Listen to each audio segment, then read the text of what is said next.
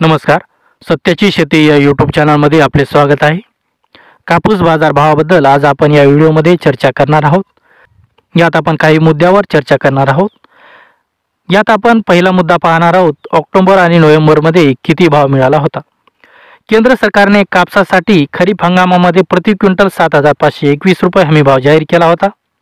त्यात आपल्या महाराष्ट्रात जास्त प्रमाणात लांब धाग्याच्या कापसाचं उत्पादन घेतलं जातं. लांब धाग्याच्या कापसाचा हमीभाव 7,521 रुपये एवढा आहे. सुरुवातीला म्हणजेच ऑक्टोबर महिन्यात कापसाला सरासरी 6,500 ते 6,700 प्रति क्विंटल एवढा भाव मिळत होता. म्हणजे ऑक्टोबर महिन्यात कापसाला हमीभावापेक्षा 1,000 रुपये प्रति क्विंटलने कमी मिळत होता. आणि नोव्हेंबर महिन्यात कापसाला 6,800 ते 7,000 रुपयेपर्यंत प्रति क्विंटल याप्रमाणे भाव मिळत होता. म्हणजेच नोव्हेंबर महिन्यात शेतकऱ्याच्या कापसाला हमीभावापेक्षा 700 रुपये प्रति क्विंटलने कमी भाव मिळत आहे. आणि मुद्दा नंबर दुसरा, बाजार समितीत आपल्या कापसाला किती भाव मिळतो. सध्या बाजार समितीमध्ये शेतकऱ्याच्या कापसाला चांगला भाव मिळताना आपल्याला दिसत नाही. आपण जर बाकीच्या बाजारभावाचा विचार केला तर नंदुरबार बाजार समितीत कापसाला सरासरी 7,050 रुपयापर्यंत भाव मिळत आहे. अकोटा या बाजार समितीत शेतकऱ्यांच्या कापसाला 7,700 रुपयापर्यंत भाव मिळत आहे. आणि खामगाव या बाजार समितीत शेतकऱ्याच्या कापसाला सरासरी 6,975 रुपयापर्यंत भाव मिळत आहे. माजलगाव बाजार समितीत शेतकऱ्याच्या कापसाला 6,925 रुपयापर्यंत भाव मिळत आहे. वर्ध्याच्या बाजार समितीत शेतकऱ्याच्या कापसाला 7,250 रुपयापर्यंत भाव मिळत आहे. याप्रमाणे जर आपण बाजार समितीचा विचार केला तर शेतकऱ्याच्या कापसाला अपेक्षित असा दर मिळताना आपल्याला दिसत नाही. मुद्दा नंबर तिसरा, कापसाचा भाव पडण्यामागचे कारण काय. कापसाच्या भावात चढ आणि उतार होण्यामागे काही मूलभूत घटक महत्त्वाचे ठरतात. भाव घसरण्याचे प्रमुख कारण काय. भाव घसरण्याचे प्रमुख कारण म्हणजे मागणी आणि पुरवठा आणि आंतरराष्ट्रीय बाजारातील घडामोडी ठरत असतात. कापसाचा बाजारभाव हा आंतरराष्ट्रीय घडामोडीशी जोडलेला असतो. पूर्ण कापसाच्या जागतिक उत्पन्नाचा जर आपण विचार केला तर आपल्या भारतात 24% कापसाचं उत्पादन घेतलं जातं. कापूस हा एक असा उद्योग आहे ज्याच्यावर आंतरराष्ट्रीय बाजारपेठेचा परिणाम होतो.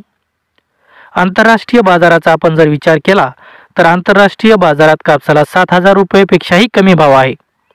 त्यामुळे आपल्या कापसाला अपेक्षित असा दर मिळत नाही.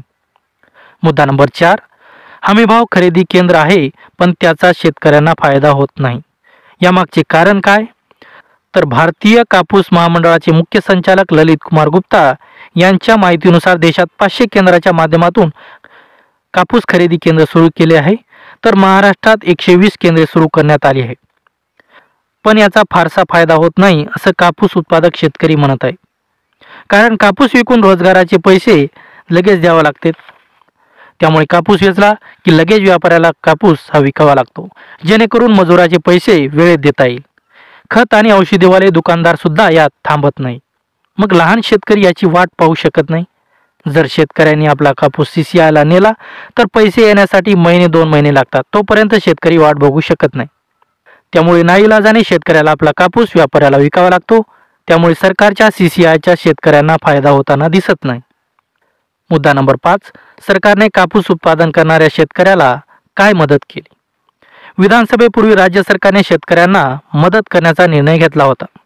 शेतकऱ्यांना प्रति हेक्टरी 5,000 रुपये मदत निधी देण्यास देखील सुरुवात केली होती. त्यामुळे काही शेतकऱ्यांना यातून काहीसा दिलासा मिळाला होता. मुद्दा नंबर 6, शेतकऱ्याच्या कापसाला किती रुपयापर्यंत भाव मिळू शकतो. कापसाच्या घसरत्या भावामुळे कापूस उत्पादक शेतकरी अडचणीत आला आहे. कापूस अभ्यासक काय म्हणतात ते आपण या पाहूयात. 2024-25 मध्ये भारतात 112 लाख हेक्टर क्षेत्रावर लागवड झाली आहे. म्हणजेच मागील वर्षाच्या तुलनेत कापसाच्या लागवडीत 10 लाख हेक्टर एवढी घट झाली आहे. त्यामुळे कापसाचं उत्पादन 7% घटण्याचा अंदाज कापूस असोसिएशन ऑफ इंडियाने म्हटले आहे. अशा परिस्थितीत यंदा कापसाला जास्तीत जास्त किती रुपयापर्यंत भाव मिळू शकतो. कापूस अभ्यासकाच्या मते कापसाला 7,500 ते 7,800 रुपयापर्यंत भाव मिळू शकतो.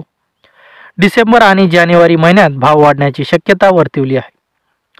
आता शेतकऱ्यांना प्रश्न पडतो की कापूस विकावा की ठेवावा. ठेवला तर कधी विकावा. राज्यातील कापूस उत्पादक शेतकरी भाव वाढण्याची वाट पाहत आहेत.